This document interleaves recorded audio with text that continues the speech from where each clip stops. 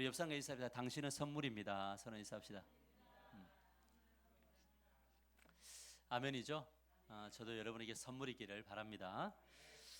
이 땅에 존재하는 모든 생명체, 인간, 동물, 그리고 자연은 에는 하나님의 숨결이 담겨져 있습니다. 그래서 이 모든 생물체들은 반드시 자라고 또한 깊어지도록 설계되어져 있습니다. 모든 생명은 자라도록 만드셨고 깊어지도록 부르심을 받았습니다. 겨우내 앙상한 가지들이 있지만 그래도 바람이 불면 흔들리는 나무도 또 흙 속에 숨어 있는 씨앗들도 생명이 있다면 반드시 자라고 뭐냐면 풍성해지더라고요.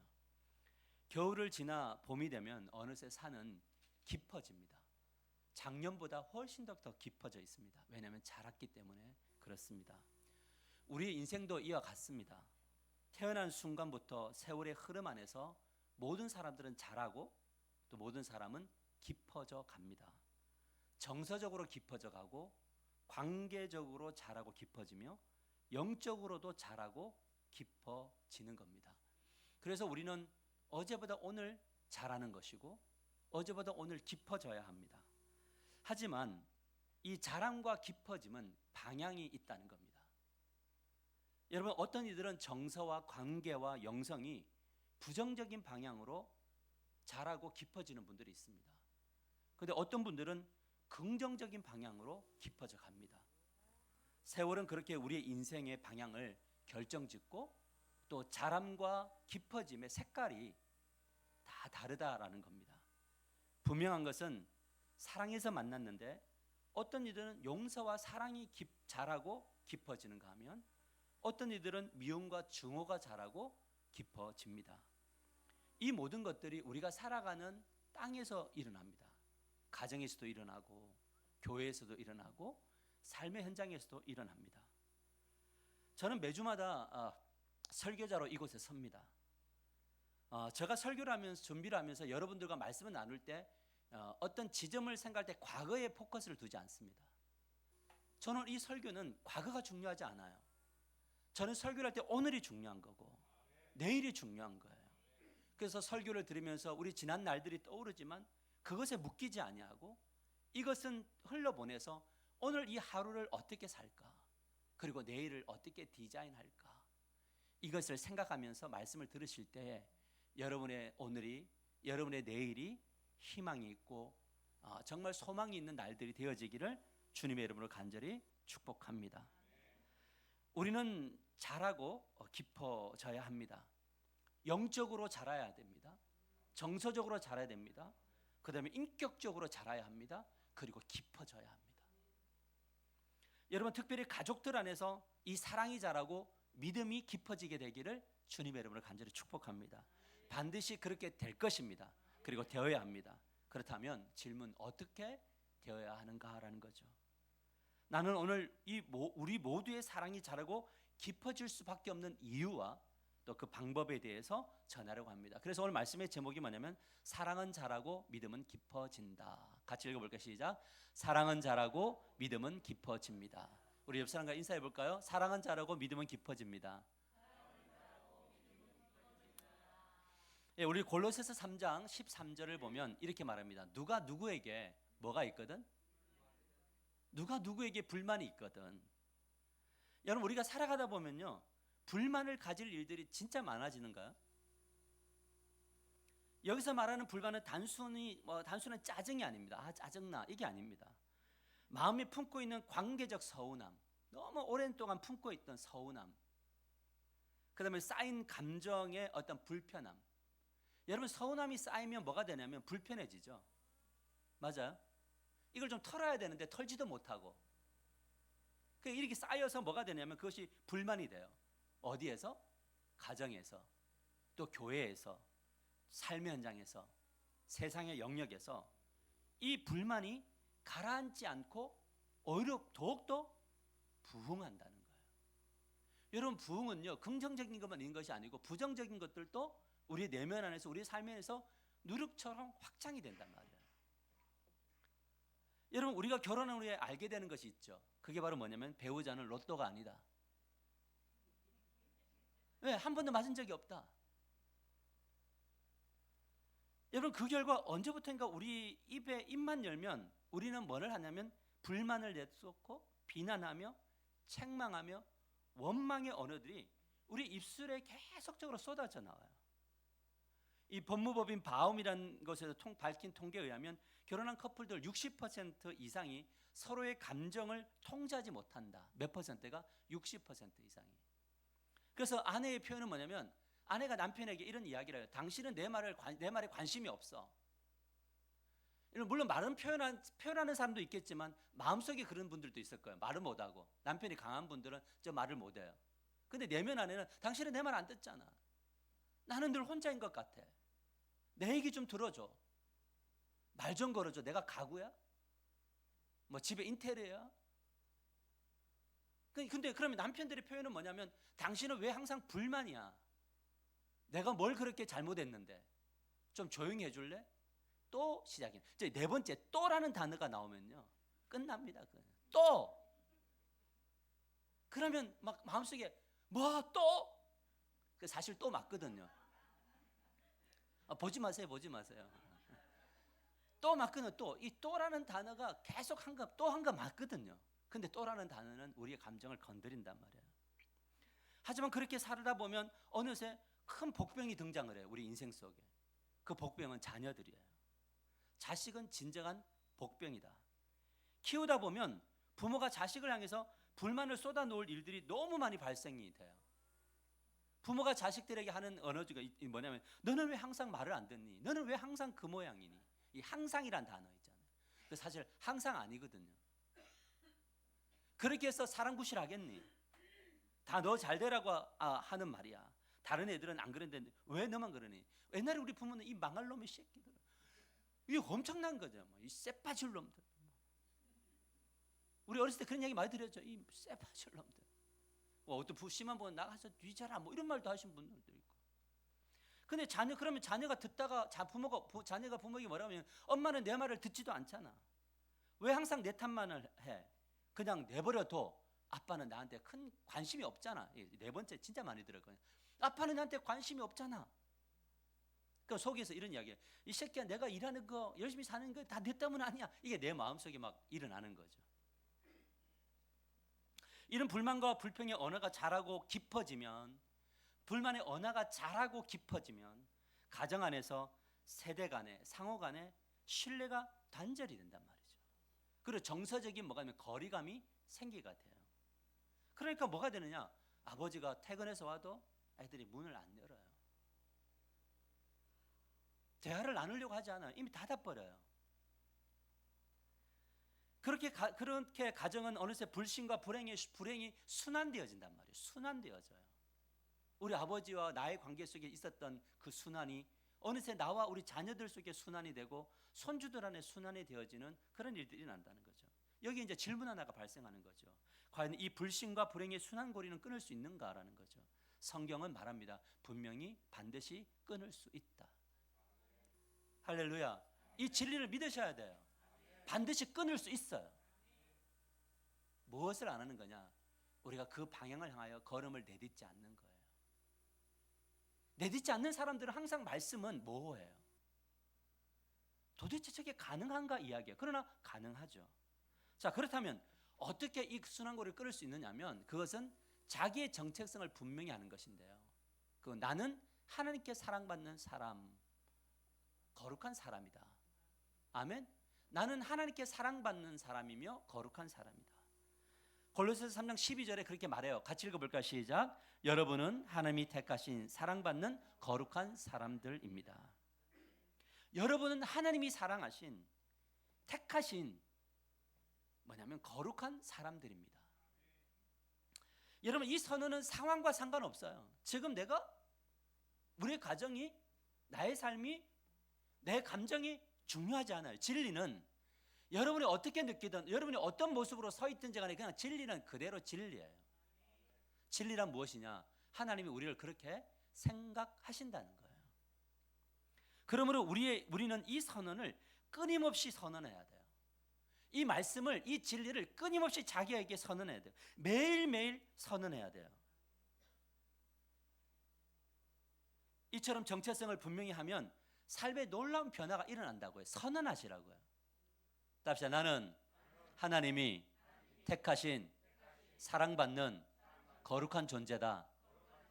아멘. 이것이 중요하죠. 자, 그러면 이 말이 들려질 때, 자, 기도를 하는데 사랑한다 하목사, 사랑한다 상훈아, 우리가 예배를 드릴 때 내가 너를 사랑해 라는 그 음성이 들릴 때 어떤 변화가 일어나면, 첫 번째 뭐냐면 자기 이미지가 달라져요. 셀프 이미지가 달라져요. 여러분, 주변 사람들로부터, 즉 가족들로부터 늘 죄인, 부족한 사람, 실패자라는 언어를 들어왔다면 정말 그런 사람이라고 인식이 되어버린다는 거예요. 나도 모르게 계속적으로 선언하는 그 이야기가 우리 자녀들에게 그것이 인식되어진다고. 야, 너는 안 돼. 너는 이래서 안 되는 거야. 너 그래서 안 될 수밖에 없어 라는 이야기하면 아이들 마음속에요, 계속 뭐가 드냐면 실패자의 마음이 든다는 거예요. 그런 결과가 뭐가 되느냐? 자기 학대가 이루어져요.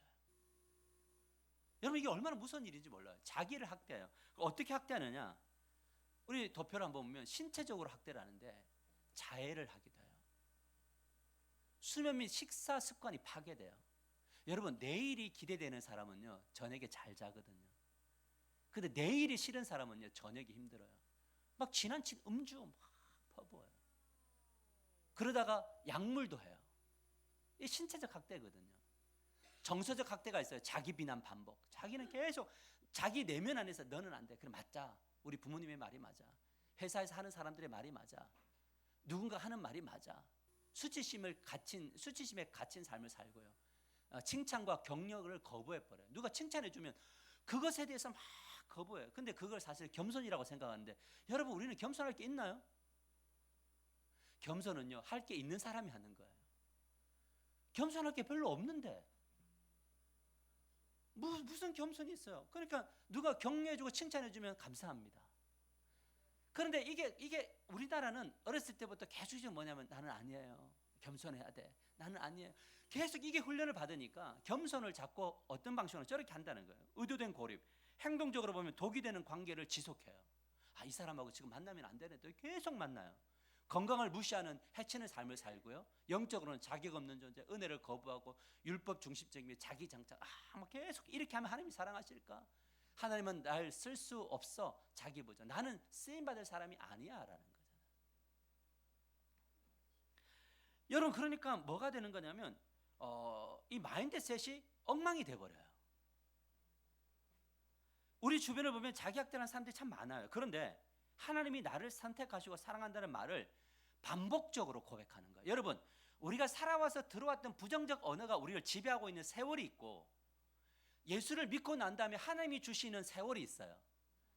여러분, 우리 오랫동안 쌓였던 세월의 그 흔적들이 예배 한 번 드린다고 변화되는 게 아니란 말이에요.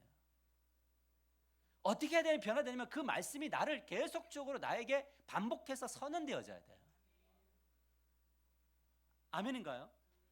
그럴 때 자기 이미지가 수정되어져요. 어느 날 볼 때 내가 참 괜찮은 사람인 거구나, 주님 안에서. 열등감이 아닌 존귀함으로 자신을 대하고, 자기를 비난보다 자기 이해와 수용이 깊어지고, 타인의 시선보다 누구의 시선? 하나님의 시선이 더 중요해요.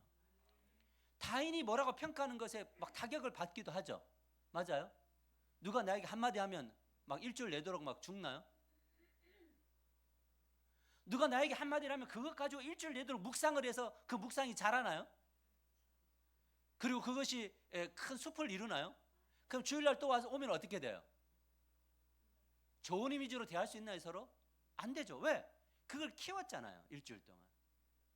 그런데 하나님이 너를 사랑해 라고 할 때 사람들의 시선과 말에 귀를 기울이지 않을 때 뭐가 일어나느냐? 좀 뻔뻔해지는 거죠. 왜요? 누가 나를 사랑하니까? 하나님이 나를 사랑하니까. 과거의 이미지에 갇히지 않고 자신을 함부로 대하지 않아요. 오늘 이 시간 결단하십시다. 나를 함부로 대하지 않기로. 너무 순종을 잘하네. 나를 함부로 대하지 않기로 결단하셔야 돼요. 여러분, 반복은 굉장히 중요해요. 반복은 하나님의 사랑을 내 안에 새기는 조각이다라는 거예요. 반복은 하나님의 사랑을 내 안에 새기는 거예요. 뭐냐면 내 안에 일그러진 이미지를 말씀으로 계속적으로 새겨 나가야 돼요. 이것이 중요해요. 두 번째, 자기 이미지가 회복되면 하나님이 나를 사랑하시는 말을 들을 때 어떤 변화가 일어나는가? 둘째는 내면의 언어의 변화가 일어나요. 여러분, 자책에서 은혜의 고백이 일어나요. 사람은 하루에 6만 번 이상 내면적 대화를 나눈대요. 이때 왜 그랬을까가 아니라 그럼에도 불구하고 하나님은 나를 사랑하신다. 그러면서 왜 그랬을까로 가야 돼요. 그러니까 순서가 중요해요. 왜 그러니? 너는 왜 그래? 왜 그랬을까? 왜 그랬니? 왜 그랬니가 아니라 이름에도 불구하고 하나님 나를 사랑하신다. 그런데 하나님 왜 그랬을까요? 여러분, 실망스러운 모습이 드러날 때 나는 안 돼가 아니라 내가 누구인지를 기억하자. 뭔가 무너졌을 때 스스로에게 이야기해. 내가 누구인가를 기억하자. 나는 하나님께 택함 받았다. 하나님 나를 사랑하신다. 나는 거룩하다. 그러면서 나는 무엇을 해야 될까? 이런 고백을 해야 된다는 거죠. 이 두 변화가 우리 내면에 반드시 일어나야 한다는 거죠. 일어나는 것이 정상이다. 따라합시다. 변화는 일어나는 것이 정상이다. 여러분, 이 교회 안에 들여다보면 일그러진 자아상과 내면을 가진 분들이 참 많아요. 왜 그럴까? 사단에게 무너졌기 때문에 그래요. 여러분, 하나님은 우리들 안에서 이미지를 새롭게 한다 그랬죠? 내면의 언어를 바꾸시는 분이세요. 그러면 내가 내 자신을 계속적으로 스스로 공격하고 무너뜨릴 때 그때 누가 지금 계속 우리를 작용하고 우리를 무너뜨리고 있는 거냐면 사단이 나를 무너뜨리고. 그러면 어떻게 해야 돼요? 그 생각이 들 때 선언해야죠. 나의 이미지와 나의 내면의 언어를 무너뜨리는 사단아, 주님의 이름으로 명하노니 물러갈 지어다. 되게 웃겨요. 이렇게 하면, 혼자서 하면 갑자기 내면에서 하는 거죠. 물론 걸어갈 때도 할 수 있어요. 그런데 걸어가다가 찾아오니까요. 차를 몰다가도 찾아오니까. 그 차 안에서는 내 혼자 운전할 때 어떻게 해야 돼요? 물러갈 지어다 해도 되나요? 누가 뭐라고 그래요 거기에서요. 근데 버스 안에서는요. 버스 안에서는 그냥 내면 안에서 물러갈 지어다. 여러분, 사단의 공격을 이겨먹으려면 우리는 하루에 한 번 이상 거울에 서든지 어디에 있든지 간에 들어오려고 할 때 쳐내는 훈련들. 물러갈 지어다. 하나님 나를 사랑하시지요. 나를 택하셨지요. 하나님, 저는 거룩한 사람이라고요. 이 선언을 입술로 던질 때 마음으로 믿어 의에 이르고 우리 입술로 뭐 하는 거냐면 시인하는 거예요. 그래서 하나님은 자주 그런 이야기예요. 마음의 이야기를 입으로 좀 뱉어내봐. 그래야지 변화된다. 그리고 행동으로 옮겨봐. 그래야지 열매 맺는다. 마음 안에 믿어진 거를 입술로 뭐냐면 고백하고 선언하고 행동으로 살아낼 때 그것에 놀라운 역사가 나타나더라는 거죠. 자, 그래서 이제 이 두 가지가 변화될 때 이제 세 번째로 나아가는 거죠. 뭐냐면 관계의 변화가 일어나요. 여러분, 누군가의 관계를 자꾸 바꾸려고 하지 마세요. 순서가 틀렸어요. 관계를 바꾸려고 노력하면 꼬여요. 어디의 관계를 먼저 해야 되냐면 하나님과 나의 관계를 먼저 하셔야 돼요. 그래서 이미지가 바뀌셔야 돼요. 내면의 언어가 바뀌어야 돼요. 그래야지만 이 관계가 회복돼요. 근데 우리는 뭘 하려고 하냐면 말씀을 듣고 자꾸 노력하려고 해요. 관계를 바꾸려고. 그렇게 되는 건 아니에요. 노력을 엄청 했는데 무너지자. 반응이 없잖아요. 그럼 뭐가 돼요? 타격 입나요? 그럼 뭐라고 얘기해요? 또 비난 은혜가 나오나요? 야, 나는 노력하는데 너는 왜 그래? 여러분, 그렇게 되는 게 아니에요. 그러나 관계는 변화가 일어나요. 자신이 사랑받는 존재라는 확신이 생기면 타인에게도 사랑을 흘러보낼 정서적 여유가 생겨요. 그 내용이 골로새서 3장 12절과 14절에 나오는데 이렇게 말합니다. 여러분은, 현대의 성경입니다, 하나님이 택하신 사랑받는 거룩한 사람들입니다. 그러므로 뭐가 있으므로? 내가 사랑받는다라고 하는 이 진리의 선언이 있으므로 이것이 믿어져서 내가 변화될 때 불쌍히 여기는 마음이 생겨요. 친절한 마음이 일어나요. 겸손과 부드러움과 인내가 일어나요. 그러면서 뭐냐면 서로 참아요. 여기에 중요한 게 뭐냐? 서로 참는 거예요. 언짢은 일이 있더라도, 언짢은 일들이 가정 안에 발생하더라도 주께서 여러분을 용서하신 것 같이 서로 용서하십시오. 여러분, 하나님 우리를 향하여 언짢을 때가 있나요? 하나님 우리를 사랑하시면 언짢을 때가 있나요? 예, 언짢을 때가 있죠. 그럼에도 불구하고 용서하시죠. 그리고 이 모든 것 위에 사랑을 더하십시오. 사랑은 그 모든 것을 완전히 하나로 묶어주는 띠와 같은 것입니다. 여기서 말하는 사랑은 뭡니까? 주님께로 받은 그 사랑, 아가페적 사랑을 삶의 현장에 더하십시오. 자기 정체성이 분명한 사람은 가정 안에서 서로 언짢은 일이 벌어져도 그것이 자라거나 깊어지지 않도록 한다는 거예요. 자라지 못하도록 하는 거예요. 싹을 뭐하다? 자른다라는 거예요. 여러분, 이 대화를 나누다 보면요, 언짢을 때가 되게 많아요. 그러면 뭐냐면 순간적으로 나도 무엇이 나오냐면 반사작용이 나와서 받아치려고 해요. 그런데 잠시 내면에서 호흡을 하고 맞아. 그러면 굉장히 황당해요. 옛날에는 받아쳤는데 맞는 것 같아 들어보니. 그러면 힘이 상실되나요? 그래, 상실되더라고요. 아니가 상실돼요. 막 또 해도 또 상실이 돼요. 배우자나 자녀들을 덜 통제하려고 해요. 더 수용적인 말투를 사용하게 돼요. 비판보다 격려, 침묵보다는 대화, 기대보다는 이해 중심의 관계가 형성이 돼요. 그런데 나중에 이런 게 깊어지면요, 뭐가 되는 거냐면 자기의 용서와 자기 이미지가 변화되면 마음속에 뭐가 되냐면 옆에 있는 사람이 되게 불쌍히 보이게 돼요. 좀 측은히 여기게 돼요. 누가 그러더라고요. 이 가족들이 불쌍히 여기면 나이가 들었다고 그러더라고요. 흰머리가 나 있거나 갑자기 반대 목이 막 쭈글쭈글 하거나 막 이런 모습을 볼 때 측은히 여기는 마음들.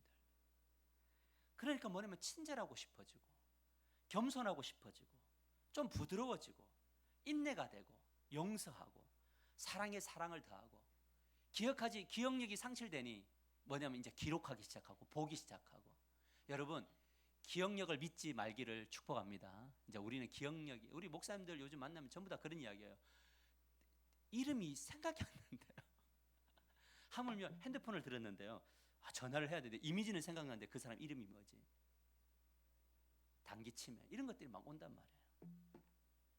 하나님이 나를 사랑하듯 나도 가족을 사랑하게 되는 일들이 일어난다는 거예요.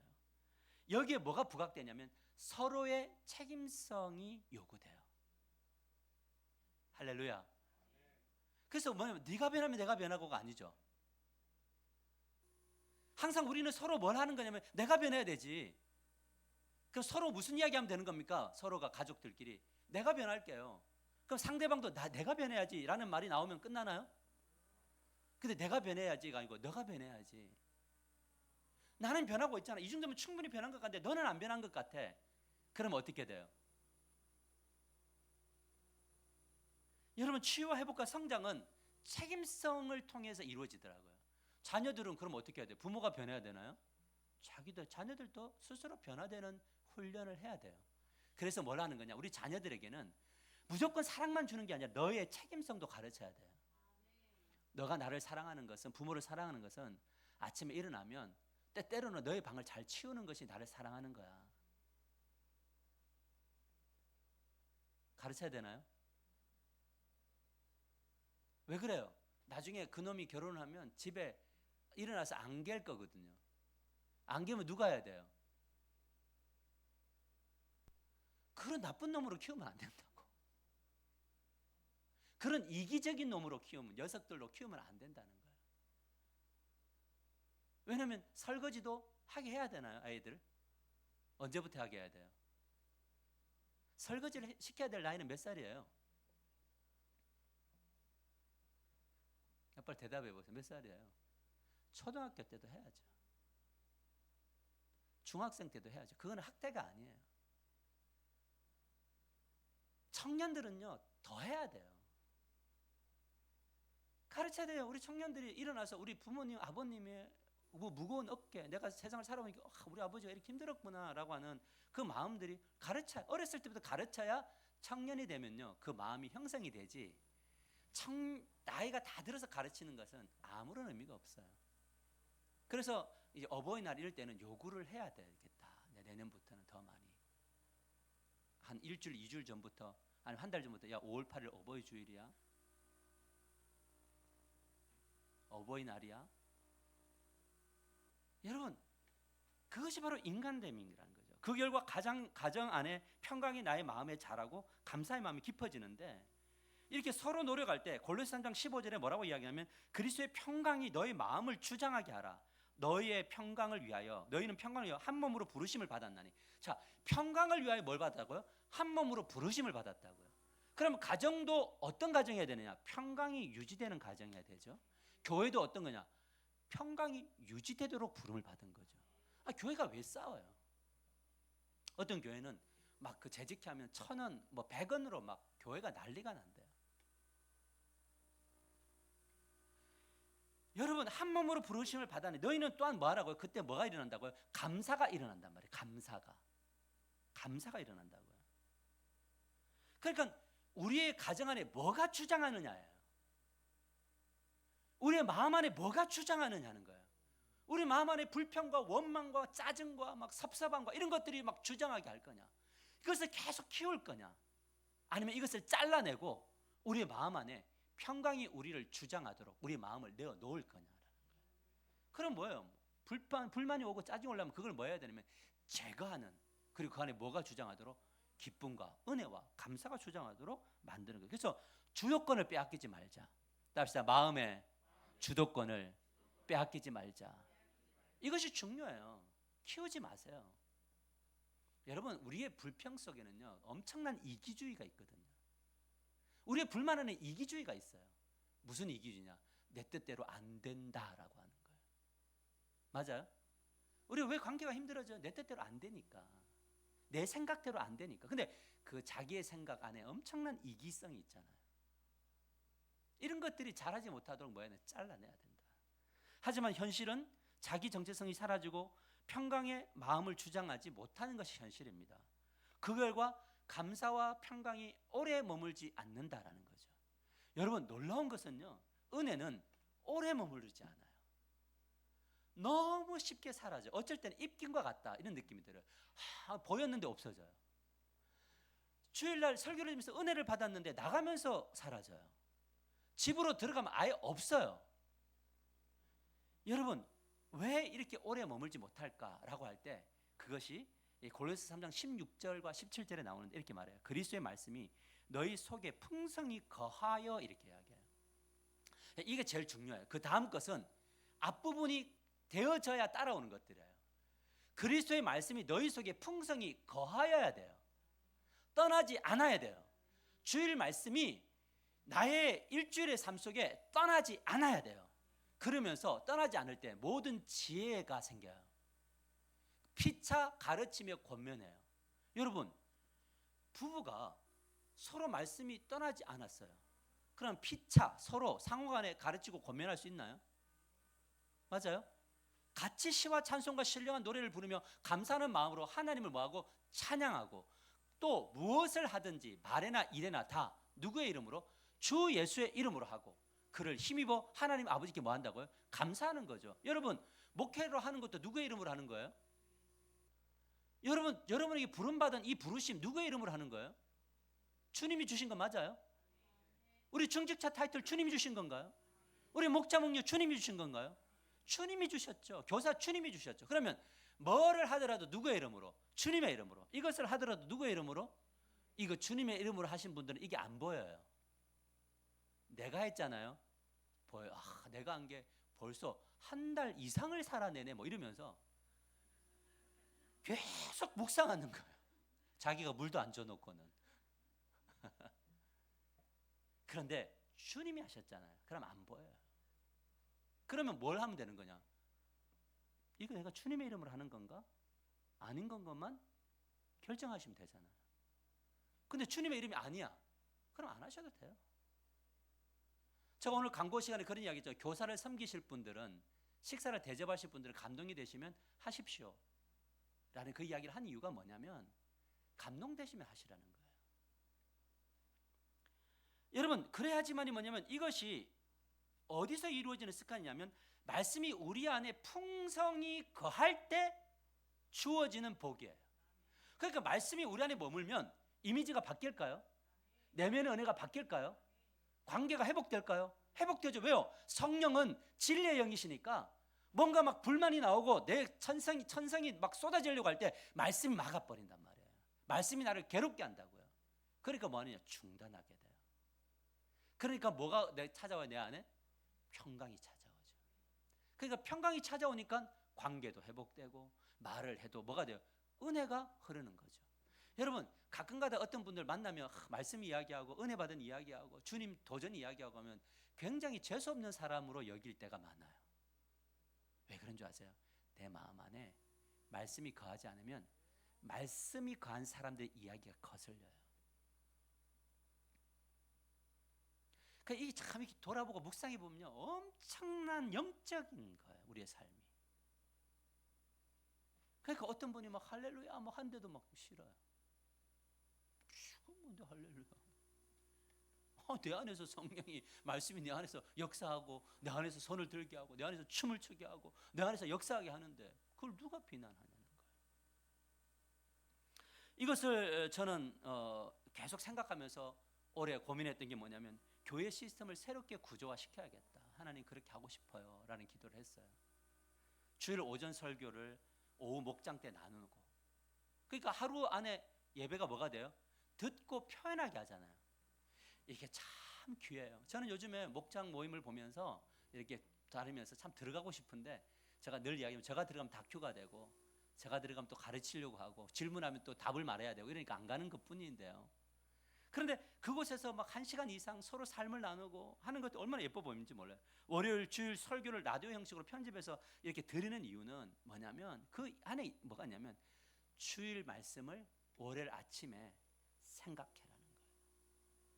수요일이 되면 그 주일 설교를 뭐 하는 거냐면 실제로 하고 기도회를 하고 그 다음에 우리의 삶 속에 그것을 살아내는 경험들을 가지고 있을 때 주일날 와서 대피기도를 할 때 뭐가 일어나냐? 말씀으로 살아낸 흔적이 뭘로 나온다? 기도에 묻어 나온다. 이렇게 하는 이유가 바로 성도들의 삶 속에 뭐가 풍성히 거하기를 바라는 거냐면 말씀이 풍성히 거하기를 원하는 거예요. 말씀이 이끌어가는 거잖아요. 여러분, 목회자가 여러분을 이끌어가나요? 우리 일주일에 한 번 만나는 분들이 거의 대부분인데요. 그래서 저는 사도 바울이 로마를 향해 가면서 했던 이야기, 주와 및 그 은혜의 말씀에게 너희를 위탁하노니, 의탁하오니. 말씀만이 여러분을 이끌어가요. 말씀은 누가 이끌어가요? 성령 하나님이시잖아요. 진리신 그리스도시잖아요. 그분이 여러분 안에서 주일날 들었던 말씀이 계속적으로 거할 때 여러분을 이끌어 간다는 거예요. 그러면요, 대화도 뭐 하게 되느냐? 절제하게 되더라고요. 막 대화 나누다가 주일 말씀이 이랬지 라는 거. 조만간 제자 훈련을 좀 시작할 예정입니다. 할 거예요. 영적 습관에 관한 책이 이제 정식으로 나오게 되는데 일상 영성, 올리는 노트, 우리가 했던 것들 저게 어렵다라는 생각이 들어서 잠시 좀 내려놔 봤는데 하나님이 저에게 주시는 계속적인 마음은 저거를 활용해야 된다라는 거였어요. 저것을 중심으로 뭐냐면 영적 습관의 고리를 디자인하라. 영적 습관의 고리를 제자훈련할 거고요. 그 다음에 경제 습관의 고리를 디자인하고 또 다음 세대 습관의 고리를 디자인하라는 세 가지 텀으로 제가 집필하는 과정 속에서 하나씩 좀 나누면서 가려고 합니다. 요즘 외부에서 이 부분에 대한 관심이 많아요. 제가 이제 목사님들 만나면 습관이 중요합니다. 경제 습관도 중요합니다. 했더니 이제 부산에서도 이 경제 습관의 고리를 좀 세미나를 해달라고 요청하는 교회가 있고요. 부천에서도 또 우리 청년들이 한 20명 되는데 목사님 우리 교회 와서 우리 청년들에게 앞으로 살아가는 날들 안에 이 경제가 얼마나 중요한지를 좀 알려주세요라는 요청들이 들어옵니다.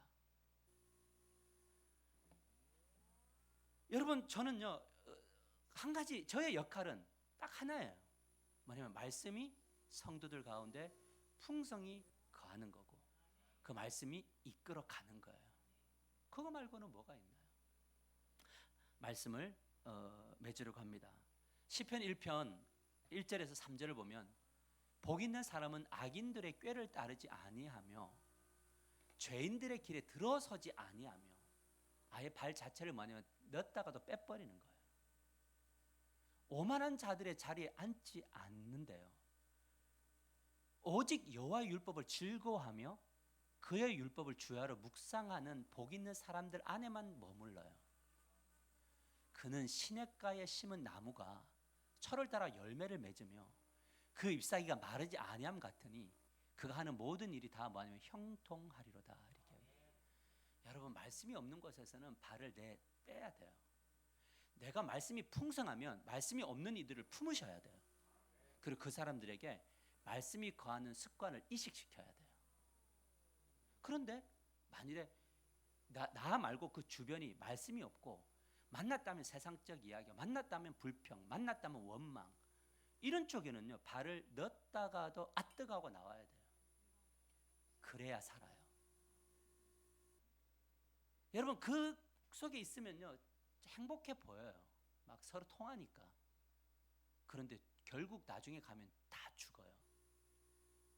빠져나와서 그들을 불쌍히 여기셔야 돼요. 그리고 그들을 위해서 기도를 많이 하셔야 돼요.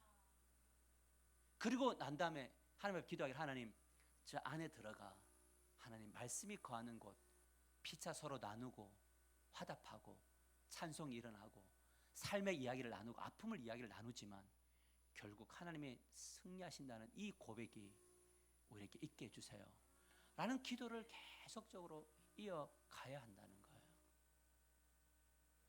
여러분, 이럴 때 뭐냐면 이 복 있는 사람은 사랑이 자라고 믿음이 깊어져 가요.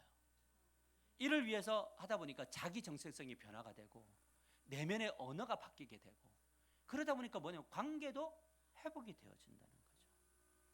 이 진리를 놓치지 않고 이 진리를 붙들며 우리 한 주간 살아갈 때 이 한 가지만 딱 생각했으면 좋겠어요. 뭐냐면 하나님은 나를 택하셨다. 하나님은 나를 사랑하신다. 하나님은 나를 거룩하다고 말씀하신다. 이거를 계속 반복해서 자기 영혼의 마음에 심으세요. 그리고 그 안에 막 있는 것들, 평화를 깨뜨리는 것들이 들어오면 주님의 이름으로 명하노니 물러갈지어다 선포하세요. 괜찮아요. 여러분, 입으로 시인하고 선포하고 던지세요. 놀랍게도 그곳에 하나님의 나라가 임할 줄 믿습니다. 우리가 같이 생활 숙제 한번 보십시다. 같이 읽어볼까요? 시작. 하루에 한 번 정체성 선언하기. 나는 하나님께 사랑받는 사람이다. 나는 하나님이 택하신 거룩한 존재입니다. 두 번째, 내면의 언어 바꾸기 훈련하기. 실수했을 때, 비난 들을 때, 짜증 날 때 복음의 언어로 바꾸기. 세 번째, 가족과 대화 시도하기. 가정 안에 사랑이 자라고 믿음이 깊어지도록 대화 시도하기. 할렐루야. 이 세 가지 생활 숙제를 마음에 새기고 실천하시는 여러분들 되시기를 축복합니다. 우리 손을 들어 주여 부르며 기도할 때에 이 숙제를 잘 이행할 때 하나님의 나라가 임하게 해달라고 기도합시다. 우리 가정 안에 사랑이 자라고 믿음이 깊어져 갈 수 있게 해달라고, 우리 교회가 그렇게 되기를, 우리 삶의 현장이 그렇게 되기를 우리 주여 부르며 통성으로 기도하며 나갑니다. 기도합시다.